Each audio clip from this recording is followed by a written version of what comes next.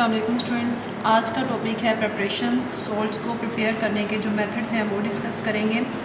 Salts जो हैं वो दो तरह से हैं, एक वाटर सोल्यूबल हैं और एक इनसोल्यूबल। जो पानी के अंदर डिज़ोल्व हो जाए उन्हें कहा जाता है कि वो क्या है, वाटर सोल्यूबल, और जो डिज़ोल्व ना हो उन्हें कहा जाता है वो है इनसोल्यूबल।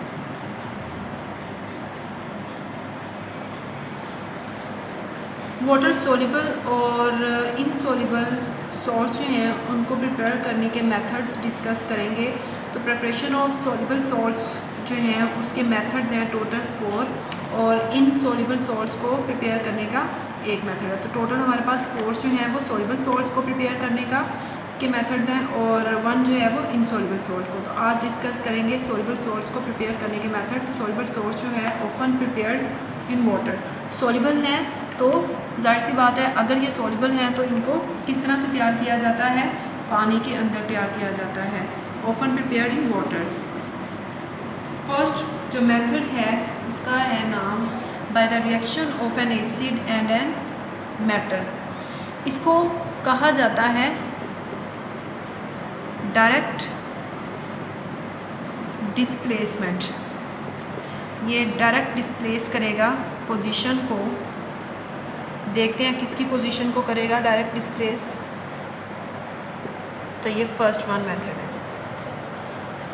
डायरेक्ट डिस्प्लेसमेंट मेथड में डायरेक्ट डिस्प्लेसमेंट होगी, लेकिन इस मेथड में जो रिएक्शन होता है वो होता है एसिड और मेटल में। एसिड और मेटल का जैसे ही रिएक्ट करवाया जाएगा, रिएक्शन करवाया जाएगा, दोनों आपस में रिएक्ट करेंगे तो as a result gives us salt plus hydrogen gas. ये डायरेक्ट डिस्प्लेसमेंट मेथड में होगा। इसमें आप कोई भी मेटल यूज़ कर सकते हैं। तो मैं पहला रिएक्शन आपको करवाऊंगी मैग्नीशियम के साथ। तो देखते हैं, this is direct displacement method in which hydrogen ion of an acid is replaced by a reactive metal such as calcium, magnesium, zinc and iron. आप कोई भी मेटल यूज़ कर सकते हैं। मैंने यहाँ पर मैग्नीशियम यूज़ किया है। तो पहला रिएक्शन जो है वो एसिड HCl, मैग्नीशियम, प्रोडक्ट है MgCl2 magnesium chloride plus hydrogen gas environment में खारिज होगी, निकलेगी। इसको अब अगर देखा जाए तो यहाँ पर मैग्नीशियम ने क्या किया है, रिएक्शन किया है किसके साथ, जाके हाइड्रोजन को यहाँ से निकाल दिया है और खुद क्लोरीन के साथ अटैच हो गई है। और ये जो हाइड्रोजन है ये निकल गया और किस फॉर्म में निकला, हाइड्रोजन गैस की फॉर्म में। अब ये किस तरह से रिएक्शन होता है वो देखते हैं। अगर यहाँ पर इसका और इसका बॉन्ड देखें तो H क्लोराइड, क्लोरीन के पास 7, इसके आउटर मोस्ट शेल में आपने जब 9th में पढ़ा और प्रीवियस लेक्चर्स में भी मैंने आपको बताया कि किस तरह से इसके आउटर मोस्ट शेल में 7 इलेक्ट्रॉन्स होते हैं। इसके पास कमी होगी 1 इलेक्ट्रॉन की। तो हाइड्रोजन क्या करेगा, इसके साथ शेयर कर लेगा 1 इलेक्ट्रॉन ताकि इसके 7 कंप्लीट हो जाए। तो इस तरह से ये HCl आएगा। जैसे ही ये बॉन्ड ब्रेक करेगा तो ये क्लोरीन का जो है इलेक्ट्रॉन इसके पास, और क्लोरीन के पास दोबारा से फिर क्या होंगे 7 इलेक्ट्रॉन, और हाइड्रोजन का वापस इसके पास 1 इलेक्ट्रॉन आ गया। अब मैग्नीशियम जो है ये किस ग्रुप से है ये आपने मुझे बताना है। मैं आपको ये बताऊंगी कि इसके पास 2 इलेक्ट्रॉन्स हैं। मैग्नीशियम के पास 2 इलेक्ट्रॉन्स हैं। तो एज अ रिज़ल्ट क्या होगा कि Mg ने क्या किया कि क्लोरीन के पास, क्योंकि यहाँ पर देखें क्लोरीन के पास कमी हो गई है इलेक्ट्रॉन की। जो 1 इलेक्ट्रॉन उसने हाइड्रोजन से लिया था जब इसके पास 7 थे तो इसने 1 लेके अपना ऑक्टेट कंप्लीट किया था, लेकिन अब हाइड्रोजन अपना 1 इलेक्ट्रॉन वापस ले चुका है तो इसके पास दोबारा क्या हो गया 7 इलेक्ट्रॉन। अब क्लोरीन के पास 7 है। तो यहाँ पर अगर बैलेंस केमिकल इक्वेशन देखें तो यहाँ पर ACl2 है, यानी क्लोरीन भी 2 हैं, हाइड्रोजन भी 2 हैं। तो क्लोरीन क्या करेगा, आके अटैच यहाँ पर मैग्नीशियम के साथ अटैच होगा इस तरह से। अब मैग्नीशियम के पास क्या थे, 2 इलेक्ट्रॉन थे। वो 1 इलेक्ट्रॉन इस क्लोरीन के साथ और 1 इलेक्ट्रॉन इसके साथ शेयर करेगा। तो इस तरह से प्रोडक्ट आपके पास क्या बनेगा, MgCl2। ठीक है। और ये जो हाइड्रोजन है, ये हाइड्रोजन और एक और हाइड्रोजन है, वो अपने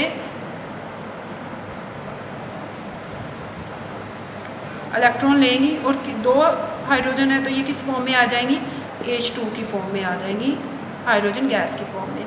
तो ये अगर आप रिएक्शन करते हैं और इसकी केमिस्ट्री अगर देखी जाए कि किस तरह से ये रिएक्शन हुआ, तो मैंने आपको इलेक्ट्रॉन जो है उसके साथ और आपको पीरियोडिक टेबल आना चाहिए कि ये किस ग्रुप से हैं, इसके आउटर मोस्ट शेल में कितने इलेक्ट्रॉन होंगे, अगर ये सेकंड से है तो इसके आउटर जो है वो 2 इलेक्ट्रॉन्स होंगे, इस तरह 3 से थर्ड ग्रुप से है तो 3 इलेक्ट्रॉन्स होंगे। तो ये मैंने आपको इलेक्ट्रॉन्स के साथ बताया, आप इस तरह से भी इसको याद रख सकते हैं। तो आपके पास क्या है रिएक्शन, HCl मैग्नीशियम के साथ रिएक्ट किया, Mg ने chlorine, Mg chloride, magnesium chloride और हाइड्रोजन गैस निकलेगी। तो ये है आपके पास first method, direct displacement method. इसमें क्या हुआ कि रिप्लेस किया by reactive metal, hydrogen ion in which hydrogen ion of acid, hydrogen ion of acid, ये हाइड्रोजन आयन है एसिड का, ठीक है, हाइड्रोजन आयन ऑफ एसिड, यहाँ पर माइनस यहाँ पर पॉजिटिव। जिस तरह से यहाँ इसने इलेक्ट्रॉन, जब इसके पास 7 इलेक्ट्रॉन थे तो इसने इसको 1 इलेक्ट्रॉन दिया तो इसके ऊपर पॉजिटिव चार्ज आ जाएगा, तो इसने लिया इसके ऊपर नेगेटिव चार्ज आएगा। प्रीवियस लेक्चर में भी आपको एग्जांपल दी थी कि डोनेट करने पे क्या चार्ज आता है और एक्सेप्ट करने पे क्या चार्ज आएगा।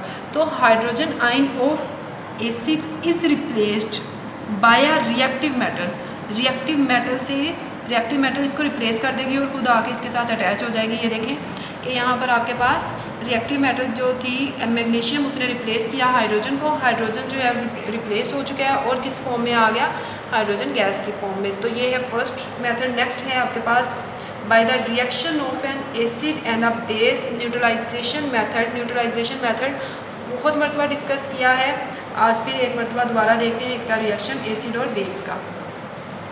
Neutralisation reaction in which acid and base react, neutralization method में एसिड और बेस रिएक्ट करेंगे, एसिड और कोई सी भी बेस, एसिड बेस का जैसे ही रिएक्शन होगा तो as a result gives us salt plus water, acid plus base gives us salt plus water, acid HCl, base NaOH gives us Na, react करेगा, Na किसके साथ मिल जाएगा, क्लोरीन के साथ, NaCl सॉल्ट बन गया और वाटर।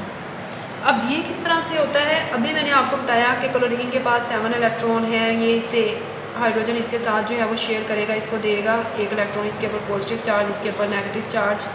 और मैग्नीशियम जो है सोडियम जो है यहाँ पर आपके पास क्या है, ये। अब ऑक्सीजन किस ग्रुप से है, तो इसके आउटर मोस्ट शेल में कितने इलेक्ट्रॉन होंगे, 1 2 3 4 5 6 इलेक्ट्रॉन है। अब यहाँ पर किस तरह से रिएक्शन हुआ, 6 इलेक्ट्रॉन जो है वो ऑक्सीजन में है, यहाँ पर सोडियम जो है वो क्लोरीन के पास आएगा तो 1 इलेक्ट्रॉन की कमी, तो ये 1 इलेक्ट्रॉन कम हो गया इसके पास, इसने एक इससे लिया हुआ है, टोटल 1 2 3 4 5 6 7, एक की अभी भी कमी है इसके पास ऑक्टेट कंप्लीट करने के लिए।